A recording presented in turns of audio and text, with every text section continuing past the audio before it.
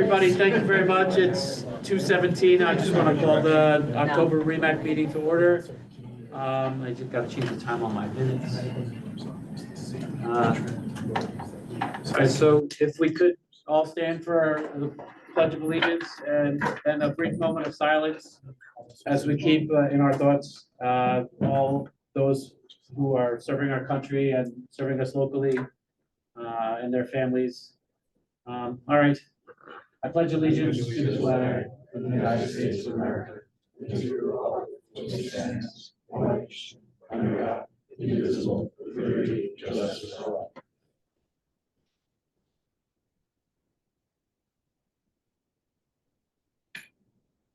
Okay, thank you very much.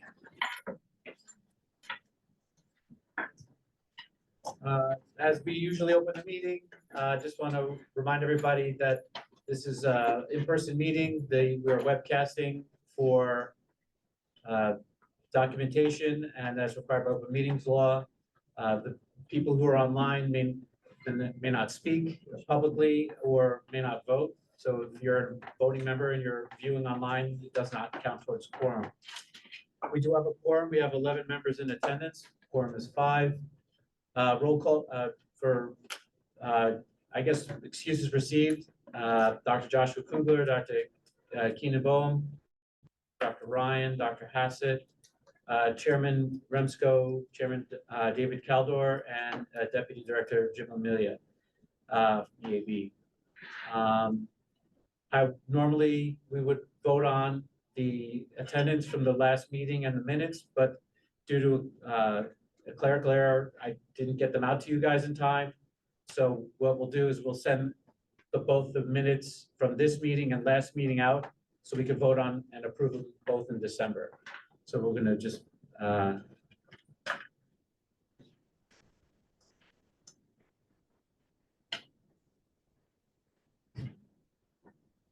and then just please pay attention to the attendance to make sure that you're making your required attendance. I think in December, we'll also have to send out a cumulative attendance as well. Correspondence, incoming correspondence, we always have to read the New York State Compliance Bureau notifications, and there's only one between our last meeting and today. And that was EMT Wayne Allen, EMT number 377943. His certificate was revoked effective 9/26/25 for violations of New York State Code regulations, part 800.3 AK. Other communications were sent out to medical control. Thank you very much for that data. And then there was nothing outgoing from this body to any other organizations or personnel. With regards to reports, I'm just going to kick off with the chairman's report. Happy fall. I hope everybody's doing okay after 9/11. It's a pretty somber time for us, and it sort of seems to come and go. I want to just make sure that everybody here is doing well and that your families are well and that the people that we work with, you're looking after them. The medical control tag, I sort of took somebody's teams or something. The medical control tag, I haven't done, and since our last meeting, I haven't done any additional work. So this, you'll see under the report that there's nothing to report out. I'm going to try and convene with the group by virtually. This way, it'll be easier and more convenient for all of us. And also, lastly, I wanted to say thank you because we moved our meeting to accommodate the Jewish high holidays, and that was important for me and my family. So thank you all very much. Next set of reports, CMAC was held. CMAC and Subsco were held September 9th and 10th. I can report on the CMAC. There's really no significant business addressed at the CMAC other than the State Commissioner of Health, his representative, who's the Deputy Commissioner of Health from New York State, told us that the commissioner was not going to sign off on the sunset date for the EMTCC in 2027, but rather send it back to committee for reconsideration for another date. So the CC is going to be sunsetting, but we it has to go to, it was sent back to SEMSCO for another date. The next CMAC meetings are coming up December 9th and 10th. They'll be in Troy, New York. There's, I guess, at the SEMSCO, Don, you give them your report? Okay, great. QAQI, Dr. Silver. Any report? I got a hand up first. Oh, sorry, Ernie, yeah. Just a question on that, the commissioner's request. I was listening to the CMAC. Did the commissioner actually ask for another date to be provided or just to be revisited? He asked that the SEMSCO review the request and propose another date, but didn't give a timeline. He just said they're not gonna sign off on the 2027. One quick question, Dave. Yeah. So current CCs that are out there that supposedly bridging in or leaving that category of training, are they going to be offered the ability to recertify in as a CC? I don't know. Seeing as we have no I don't know. end date in the state. I don't know. That's a lot of I think- CCs in limbo. It's not a lot of CCs. There's very few CCs in New York State. We have quite a few in my staff. Quite a few is how many? 7. That's not quite a few. Well, for There's for the department. that has there's EMS, 35,000 12, EMS providers in New York State. 7 is not a lot. Well, in a department of 12, Right. 7's a But- lot. Right, but.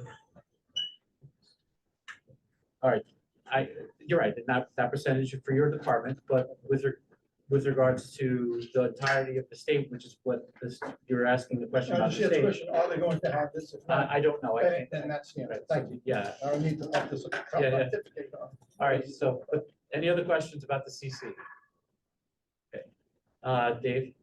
So we did not meet this period because of the golf tournament. But we do have new requests coming in and the agencies involved on both sides have been very cooperative with providing data.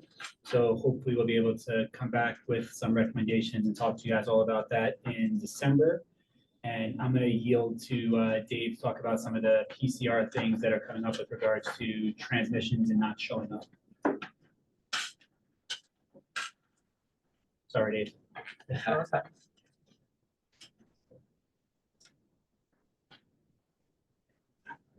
And so, airway, Dr. Mueller. So we had our airway committee meeting prior to this meeting. We have 4 new medics, I'm sorry, 5 new paramedics that we will put forward to be approved as RSI medics in Nassau County. Brian Jones from Northwell, Albert Pacco from New Hyde Park, Francisco Castro from New Hyde Park, Charlie Tilley from New Hyde Park, and Victoria Piccoli from Glencoe EMS. They all met the requirements. There was a paperwork question on the 3 from New Hyde Park, so we just have to make sure the paperwork is in order before they are fully approved, and I'm going to work that out with Scott and his agency, but we all agreed that as long as that was handled, that would go forward. So I just have to finish that off. But other than that, we approve those. So that'll be a new motion. That'll be a seconded motion for new business. Hicksville Fire Department reached out and wants to be an RSI agency. I am going to reach out to the medical director of Hicksville Fire Department, and then they're going to come to our next RSI next airway meeting to discuss further. So that's pending, but that's down the pipe. We talked a little bit about some of the data review.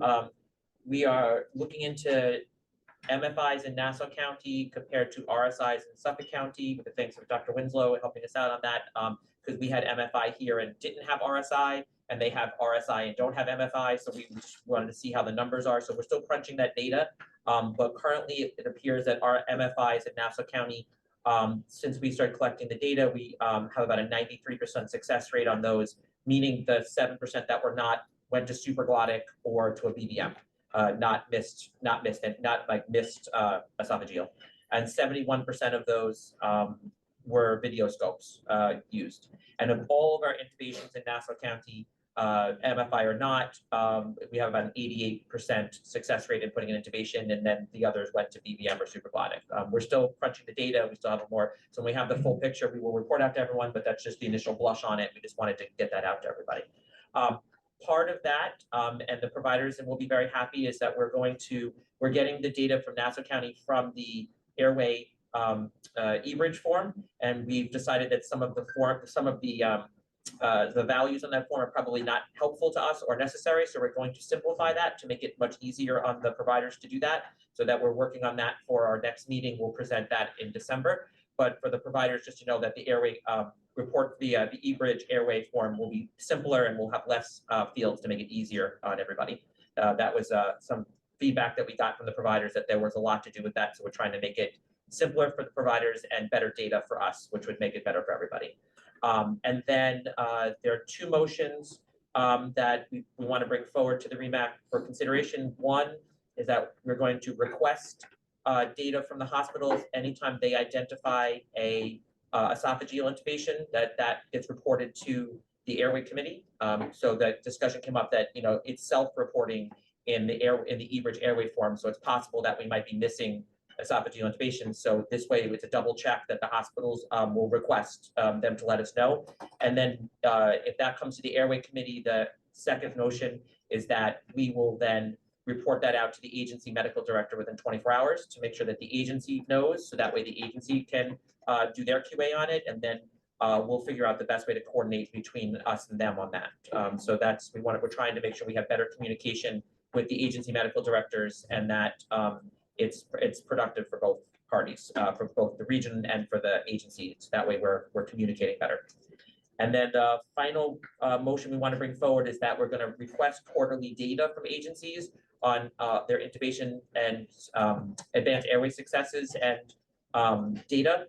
We don't know how that's going to report out yet. We have to work on that. So that's pending further explanation in our next meeting, but we just want to make sure that we're getting the proper data. And since now we're looking at the data and it's giving us information, we just want to make sure that our data is accurate. So that way we're getting it from multiple avenues to make sure that not just self-reporting of the data, but also communication with our agencies and communication with medical directors. So that way we're getting better, two-way communications with our agencies and our medical directors. And then the question that Dave brought up, it did come up, and I'll leave this discussion of the REMAC during the new business, I guess, if we want. But some of the charts that we're trying to find, because of certain platforms, if the charts fail in the way they're being presented to the state, because if there's like a free text form in some of the platforms, those charts then are not available to us to look at, because it doesn't go through the bridge properly. Now, they might be getting reported out to the hospitals, we're not sure, but there's definitely a hole there. And I guess, Don, I guess you can explain that further a little bit during your report, or what the issue you're seeing, because you send those reports out to the county all the time, correct? Yeah, it goes, To the agencies, I'm sorry. you want to do it now or? Do you want to do, we'll do it on the new business. Do it now? Okay, that's fine, go ahead. So, continuing conversation, so the EPCR platforms in New York have to meet national NEMSIS, right, the National EMS Information System requirements, and then on top of that, there are New York State requirements. So we know this as the schematron or the New York State EPCR rules. So to the providers and everyone else familiar with the platforms, that's essentially the fields that turn red or are mandatory in order for you to complete and lock that chart. So this is not new news, but we seem to come across something new every time we look or something comes to our attention. So in those rules are certain requirements. So I'll give you a hard example. So we use an easy one. So medications. So medications within our protocols is a fairly predictable and set list, right? So when you go into your procedures or medication flow chart and say you gave a certain medication, those should all appear in a drop down so that you don't have to type something in. And why we don't allow or prefer type-ins, right, is because if the good doctor selects amiodarone from a predetermined list and I simply type in amio, it's two different things from a data perspective, right? That'll never link up. It's not coded the same way. So when we query that data, either for systems views or quality assurance views or any other way, that data is broken and not queryable. So to prevent that, the rules are such that you have to use predetermined lists. If you're using a free type field with maybe one or two exceptions, like the narrative would be the one that comes to mind, right? Where that's a free type field, where you can literally type whatever you want. Virtually every other field on the EPCR is intended to be a pre-formatted list. If that's not occurring in a given PCR platform, then as we just realized, specific to some personnel fields on PCRs this week, those charts fail. So now what does that mean? So that chart, one of maybe two things can occur. The first thing is that chart may never leave your agency. And that sounds bad. The nuance to that is generally the provider and or the agency has no indication that's actually occurring, right? So what it appears as though in many of the platforms represented in our area, the chart to the provider looks like it's complete, locked, and submitted. It just never went anywhere. That's potential one. Potential two is it left the agency, the vendor, and either failed New York State rules and was rejected back. The different vendors display that in whatever way they do. Each one is somewhat different. Why does any of this matter? If a chart is not properly submitted, right, the requirement is within 4 hours of the call, 90% of the time. That's a New York State requirement. If that is not being met, that chart's not visible to the state, that chart's not visible to the region, that chart's not visible to the REMAC, REMSCO, quality, airway, or the hospital, right? So New York State provides the image trend viewer to all hospitals as a sole clearinghouse for all EPCRs that come into their facility, agnostic of agency, where they came from, what vendor they use, any of that, right? A one-stop shop.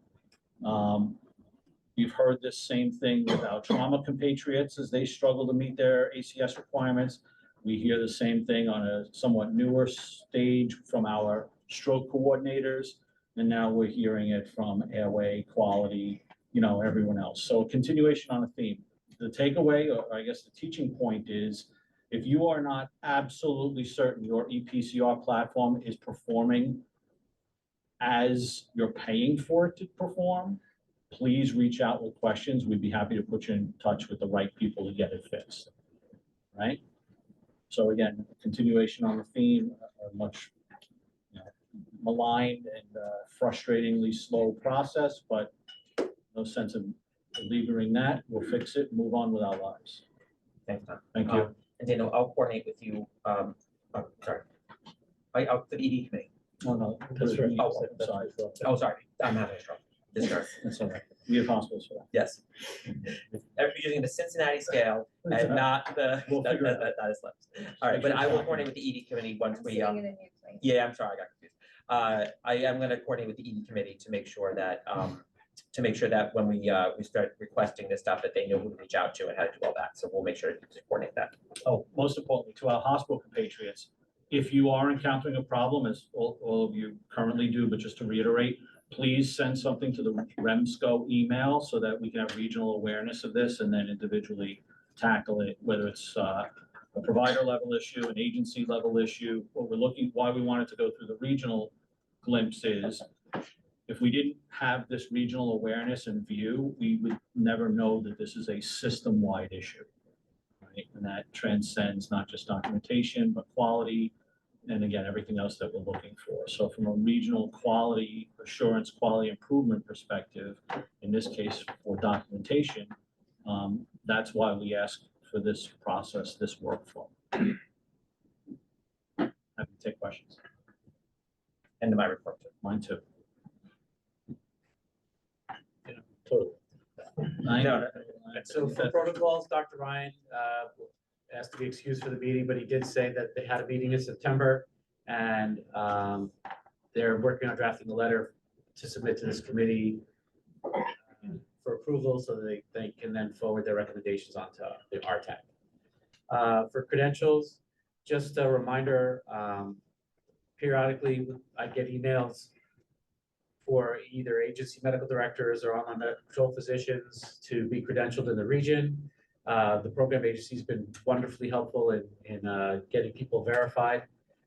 Please make sure that if when you're submitting your email for verification for physicians, you submit all the appropriate documentation.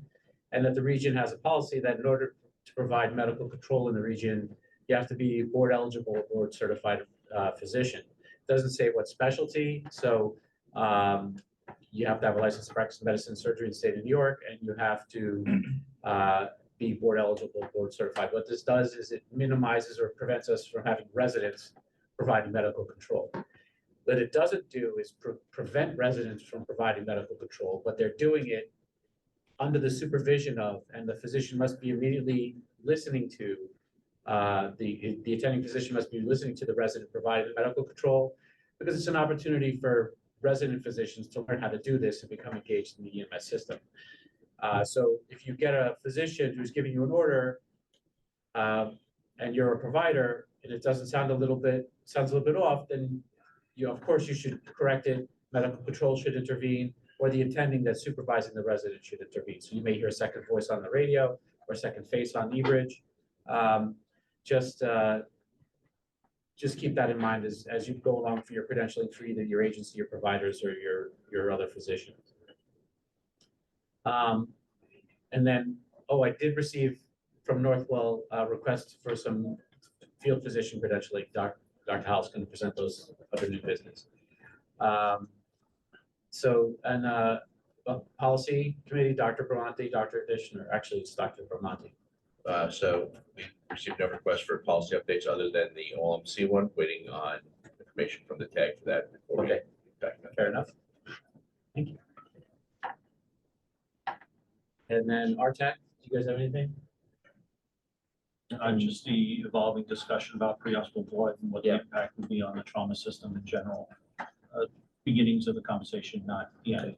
Yeah, I saw the chair of the RTAC at Suffolk County's meeting and let him know we would be reaching out, so. Okay. Welcome.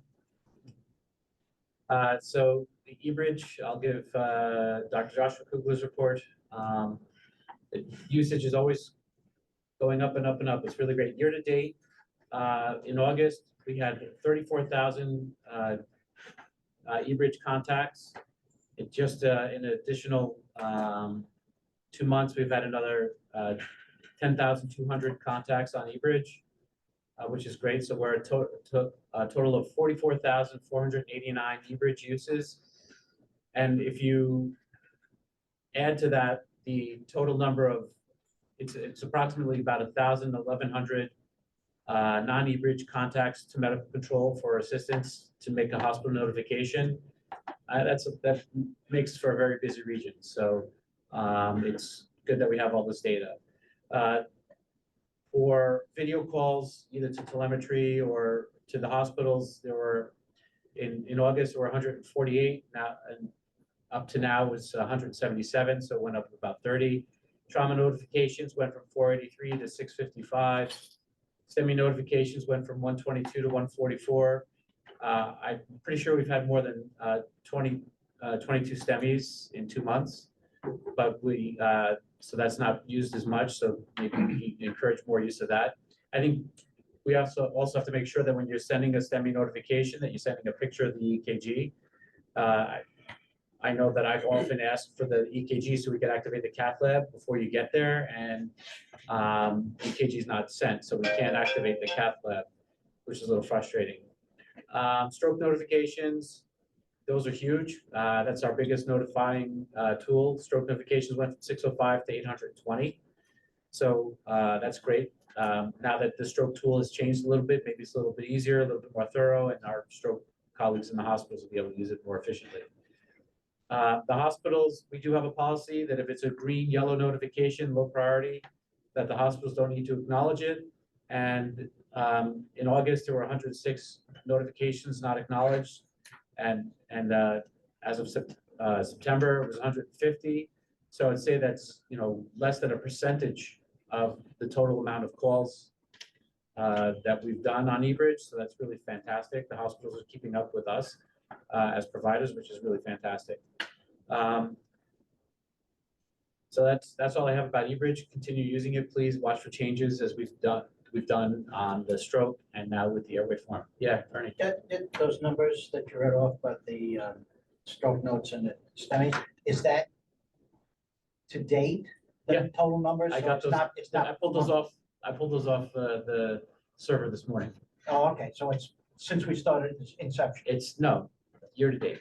year to date, thank you. So if you want, I'll give you the numbers again. No, for you. yeah, Okay. perfect, thank you. Yeah, it's year to date. The NASA EMS modernization redesign tag, that's on hiatus. Medical patrol tag, I'm sorry, I have no report, so I can't give you any work. You'll just wait and have to Do the work. have to be happy to receive it when it comes. The whole blood tag, Dr. Ryan was is doing research and waiting some notes, I guess. Remsco, That's also you, right? So, That's my. oh, yeah, yeah, yeah. whole blood is, I have Dr. Ryan. Yeah, no, it's definitely, Great, thank you. we're gonna meet at some point, I'm assuming. Absolutely. So nothing right now. No, it's- Okay.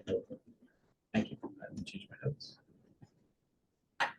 Dave, can I make one just comment on the e-bridge system, just Please. to implore, Oh, when we we already do passed get it. when we do get a STEMI and a stroke notification, it is exceedingly helpful to the hospital to get a cath lab team, especially after hours, getting the cath lab team in to take care of that patient. It helps tremendously. If we can see an EKG and I can get that team in beforehand, getting the cardiologist in beforehand, and even with the stroke program, we have a direct to CT program. So I can get that CT cleared to get that patient treated sooner than later. So when we do get those notifications, it's very helpful. And I know some of the EPCRs, they don't always do the pre-notification very well, or at least document it well for our stroke coordinators. So, it's just something to bring back to your agencies. Take a look at your EPCRs to make sure that it's giving you what it's supposed to give you. So can I give a specific on that? Sure. So yeah, specific to our discussions with the stroke, now I'm having a stroke coordinators, was that realization that, so on every New York State EPCR is a mandatory field for pre-hospital notification, yes, no, and then if yes, what of the following? Stroke, STEMI, trauma, general ER, right? And since Nassau is ahead of virtually everyone in the state with mandatory pre-hospital notification for every transport, that was an easy lift, supposed to be an easy lift, because we do it anyway. Realization is that not all the EPCR platforms have that as a mandatory field, and that was only brought to light through our collaborative discussions with the stroke coordinators who, again, the reason for that regional view was so that we didn't just think it was, oh, just your hospital, right? We now know it's a system-wide problem, and quite honestly, a statewide problem, as State Division of EMS is continuing to track where these problems lie. Whether it's a vendor issue or a programming issue or where that issue lies, we'll eventually get to the bottom of it. And again, I feel your pain. We continue to discuss this ad nauseum. It's better now than it was, and tomorrow will be better, I assure you. All right, so again, Remsco Chairman Caldor has said there was no report. Nassau ED Committee, Dana, anybody from the Nassau ED Committee want to give a report as to anything going on besides what happened with the stroke? Not that. Okay. All right, EMS coordinator. All right, so we'll keep this to the state level. So state meetings was, as Dr. Kugler stated, just a broad overview. So without getting down in the weeds, a lot of our regional REMSCO REMAC structure is borrowed from SEMSCO, the State EMS Council, and the CMAC, the State EMS Advisory Committee. As such, some of this will sound redundant, but the functioning committees from SEMSCO CMAC are Education and Training, EMS Innovations, EMS Finance, EMS Legislative Committee, Medical Standards, which is essentially the Protocol Committee, Quality Metrics, which is the committee and the division of EMS people working on data quality, EPCR compliance, and what that looks like. So pertinent to our previous conversations, the Safety Committee and the EMS Systems Committee.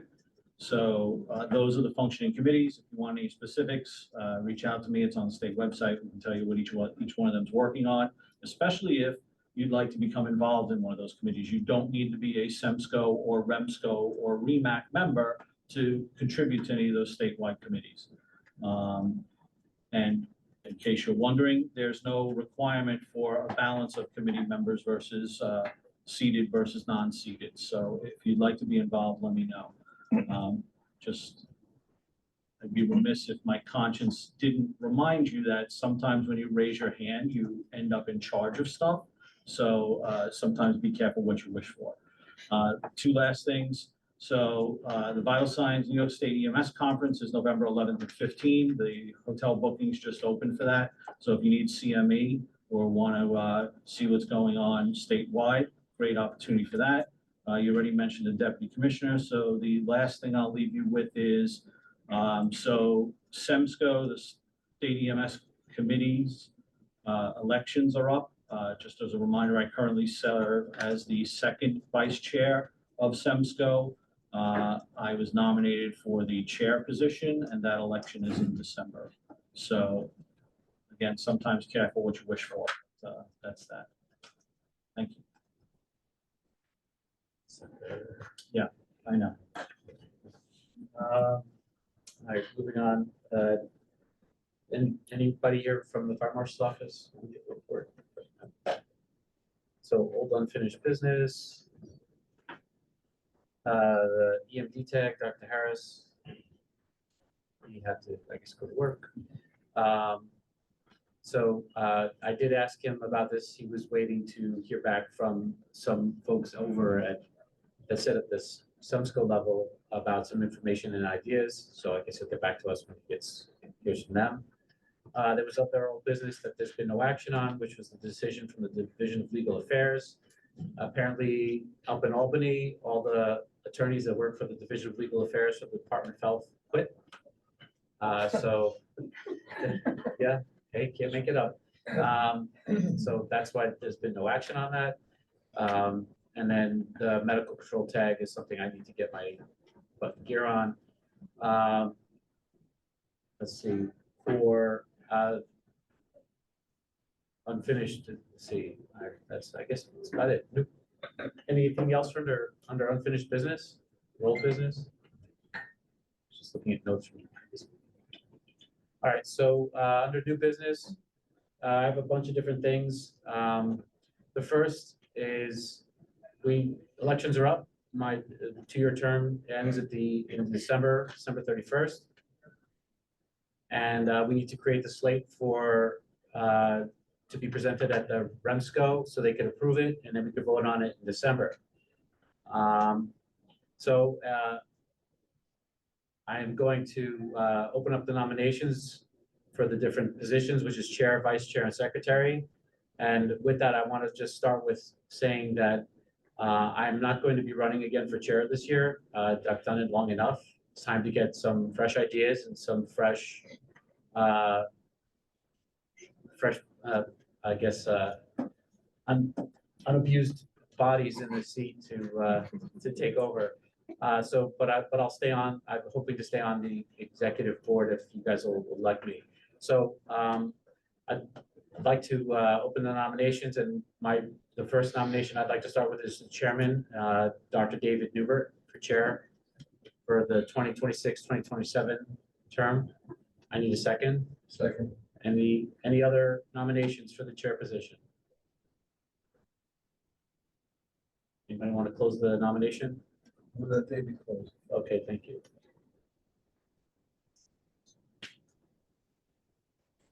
Okay, and for vice chair? I'd like to nominate Dr. Dave Cooper. I'm gonna stroke for vice chair, please. Josh Yeah. chose to step down. Yeah, Josh, yeah. So I'd like to nominate Dr. David Cooper for chair, vice chair. It's okay, I'll get there. Wow, man, finish your soda. I need caffeine. Okay, anybody seconding? Dr. Cooper. Anybody else want to run for vice chair? Any other nominations? Okay, let's try. You guys see the abuse and don't want to take a taste of it. All right, I need a motion to close the nominations for vice chair.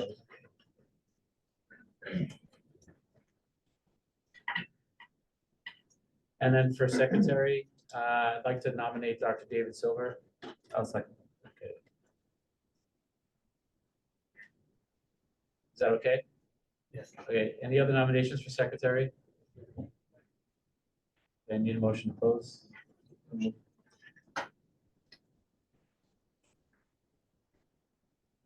So your name has to be Dave to be on the executive. Yes. So right now. The slate of names. Is David. Right, okay, so it's for the slate is going to read for chairman, Dr. David Newbert, for vice chairman, Dr. David Kugler, for secretary, Dr. David Silver. Okay. Executive board, Dr. Davis. And Don's gonna change his name to David too. Call me, I've been called worse, so. All right, so thank you all very much, and thank you for allowing me to lead you all for, I think it's been over 8 years as chair. I think I was the secretary before that. Holy crap. All right, I also appreciate the vote. That's everybody. all right, so I think my nomination for a CMAC term is up as well. So You look at me, yeah, I think I believe so. I'd like to ask for your permission to be renominated by this body to the REMSCO, so they could put my name up to the CMAC and SEMSCO to maintain my position as our representative, if that's okay. Unless somebody else would like to run for CMAC. I nominate you. Yeah, thanks. I second. Okay. All right, so we'll bring that up to the chickens. All right, I can't even run away from that. And then, by the way, the vetting process takes 2 years, so I would end up going up with you for 2 years anyway, so, all right, so I'll just, let the REMSCO know that you guys nominate for that, thank you. And then, moving on, Dr. Howell has 3 physicians from Northwell that he'd like to nominate to do field response. I believe they've all been vetted, they've all been credentialed, they've all taken the Nassau County tests. Yes. So it's Doctors Connor Murphy, Dimitri Alexis, and David Langley. All 3 physicians that'll be working under us, doing our field physician program, doing online medical control in the field. I missed the third one. I'm sorry, Connor. It's Connor Murphy, Okay, I believe. David Langley, okay, and Dimitri Alexis. got it. Okay, They were all attendings at LIJ. okay, got it.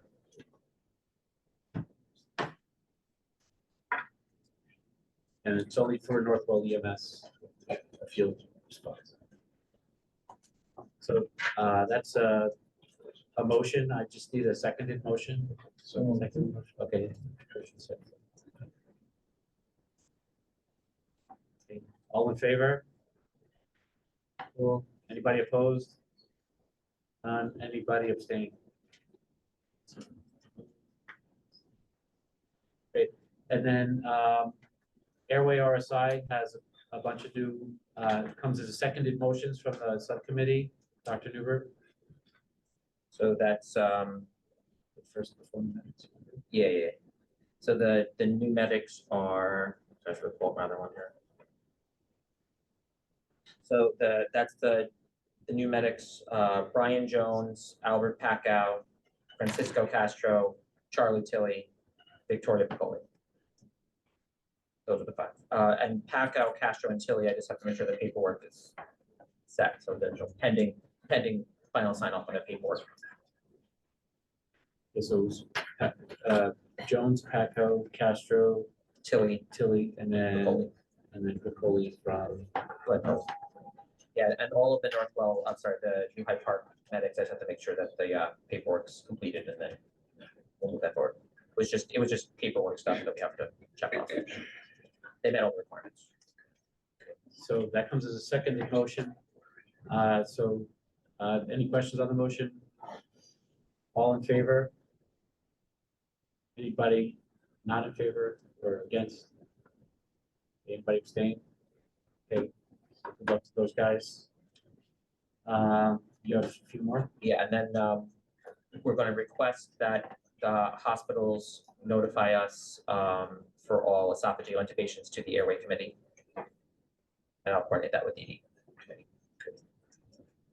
So I think Got a that question. should be discussed further. I think logistically, you're looking at it reverse. For an ED to be paying attention to when esophageal intubations come into us and it being reported to the right people and allowing us then to report it to you, yeah, that's a logistical nightmare. Whereas if you get something on eBirs that say that there was one and send it to me and say, hey, on October 8th, there was apparently a intubation at 1 o'clock. That allows me to home right in and go, oh, here's your info. But expecting the information to be collected in the emergency department of when they came in with that, I just don't see that working. I expect to get. Our request is if you are aware of one, you notify us. We're not mandating anything. No, I understand that. Yeah, But I just think that if you notified us, hey, there was one, you'll have a significantly more successful I did. information. It can be both ways, but I think you guys should be telling us, hey, this one happened. Can you give us info?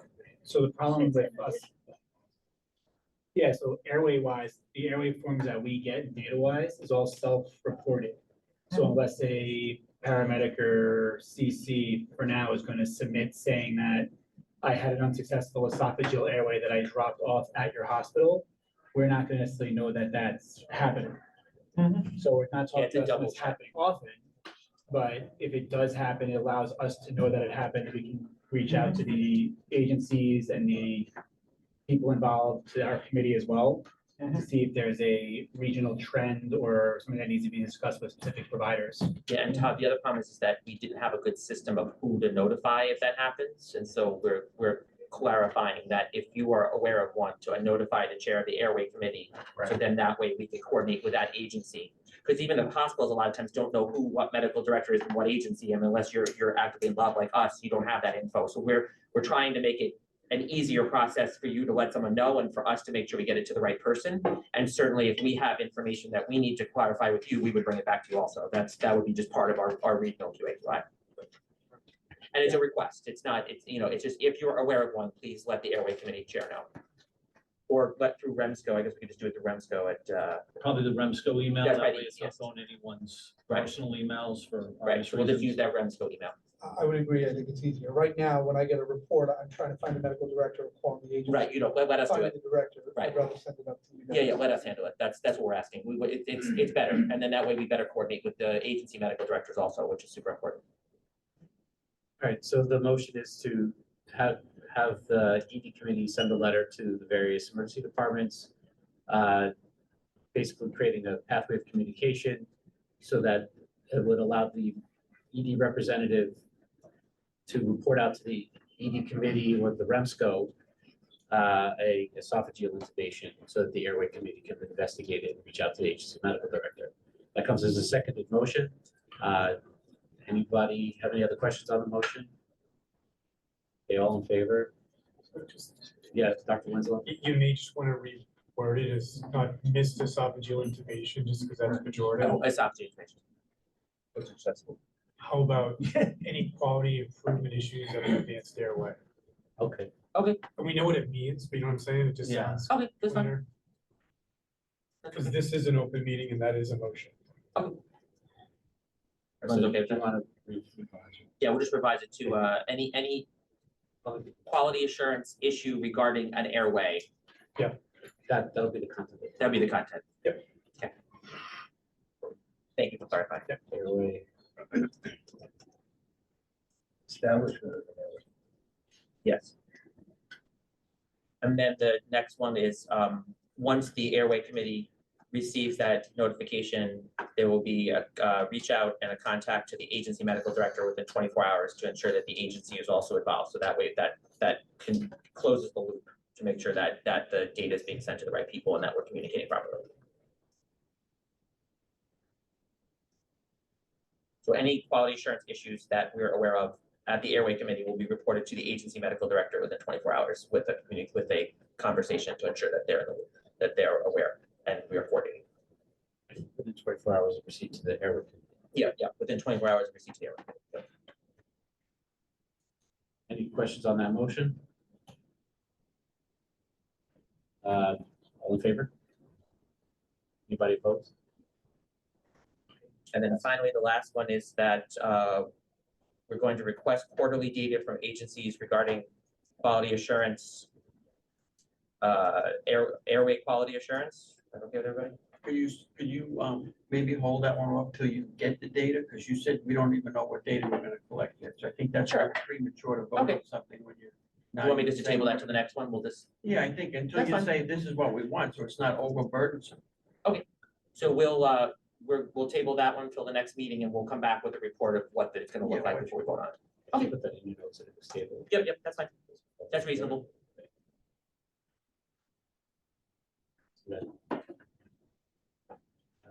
Get passed and tabled. Any other new business?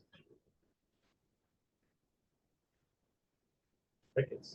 Excellent. Okay, the most important motion of the meeting. Motion to adjourn. Dr. Rowe. Who seconded it?